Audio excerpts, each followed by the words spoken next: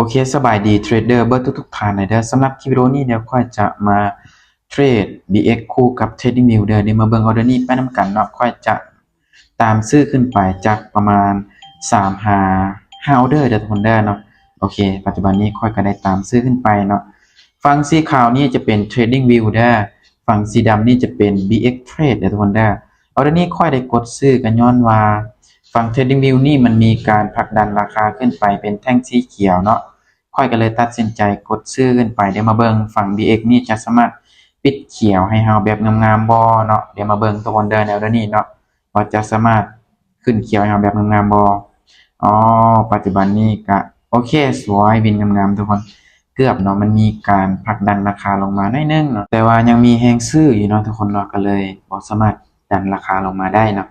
เดี๋ยวมาเบิ่งออเดอร์ที่2ไปนำกันทุกคนเด้อเนาะคือในออเดอร์นี้เนาะฝั่ง Trading View นี่มันมีการผลักดันราคาลงมาค่อนข้างว่าหลายเลยเด้อเนาะถ้าว่าเป็นแดงในลักษณะนี้ค่อยจะตามขายลงมาเลยเด้อมาจะตามแบบรัวๆเลยเด้อทุกคนเด้อเนาะตามขายแบบรัวๆเลยเนาะจะบ่ได้ปรับเงินเด้อในออเดอร์นี้เนาะโอเคคือในโซนนี้โอกาสที่มันจะลงนี่มีหลายนะทุกคนเด้อเนาะเพราะว่าทางฝั่ง Trading View นี่มันมีการผลักดันราคาแบบหุ้นแฮงเลยเด้อฝั่ง BX ก็คือกันเนาะค่อยก็เลือกตัดสินใจตามฝั่ง Trading View ขายเนาะถ้าว่า Trading View เป็นแดงเฮาก็ตามแดงเนาะเป็นเขียวเฮาก็ตามเขียวแล้วทุกคนเด้อเบื้อง BX นี่เฮาจะกดออกออเดอร์ประมาณอยู่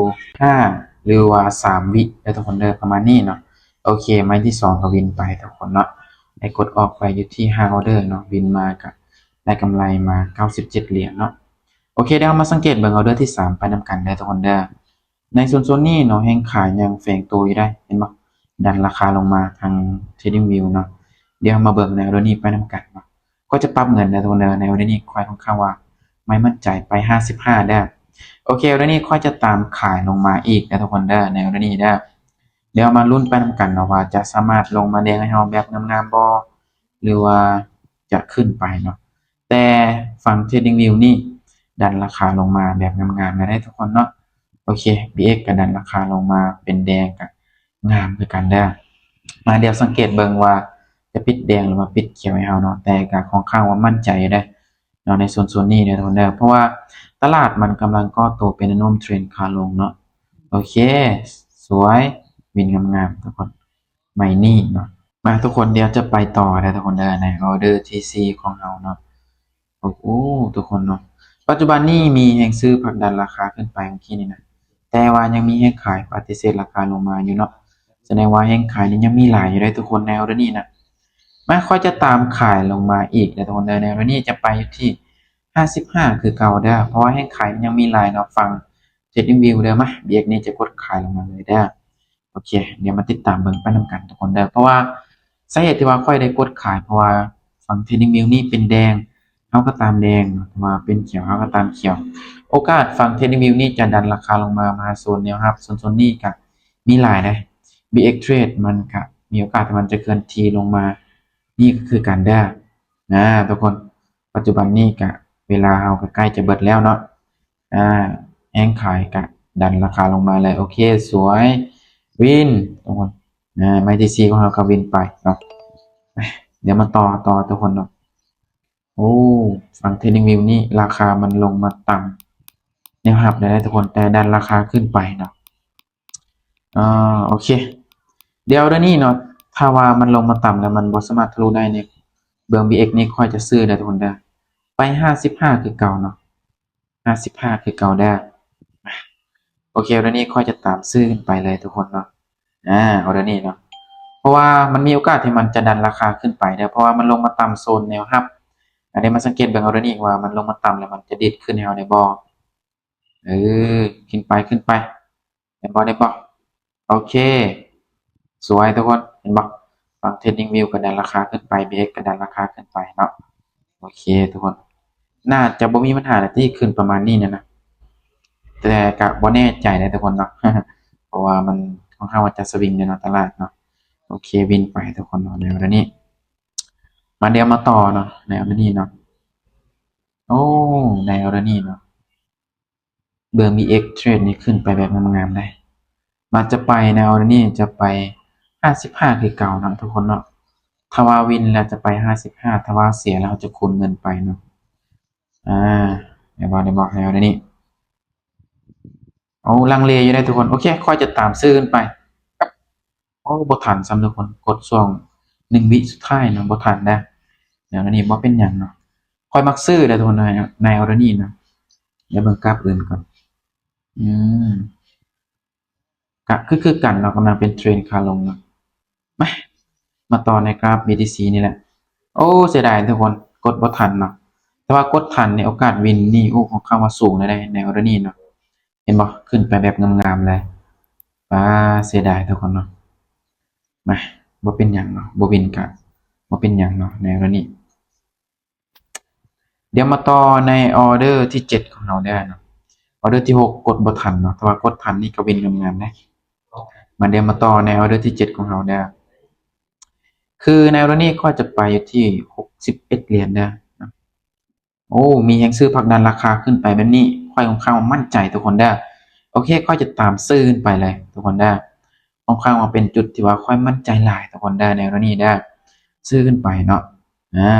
เชื่อมั่นในทุกคนได้ว่าจะได้มันก็ต้องผลักดันราคาขึ้นไปเนาะเพราะว่าออเดอร์ที่2เพราะว่าออเดอร์ที่ว่าเราได้วิเคราะห์ให้ทุกคนได้มันเป็นแท่งเทียนที่ว่ามีแฮงซื้อผลักดันราคาขึ้นไปค่อนข้างว่ามีหลายเนาะ ค่อยก็เลยตัดสินใจกดซื้อได้ฟัง BX Trade เนาะคือปัจจุบันนี้ทาง TradingView ก็ดันราคาขึ้นไปของข้างวันหลายเลยเนาะปิดเป็นเขียวแบบงามๆเลยคืออันนี้สวยวินทุกคนเนาะวินงามๆมาเดี๋ยวมาต่อไปอีกเดี๋ยวทุกคนนะเดี๋ยวจะตีลูกศรเนาะคืออันนี้มันบ่วินงามๆนะทุกคนเนาะโอ้ทุกคนมาต่อแนวเลือดที่8ของเราได้ถ้าว่าเราพลาดแล้วมันเราจะหยุดเนาะถ้าว่าเรา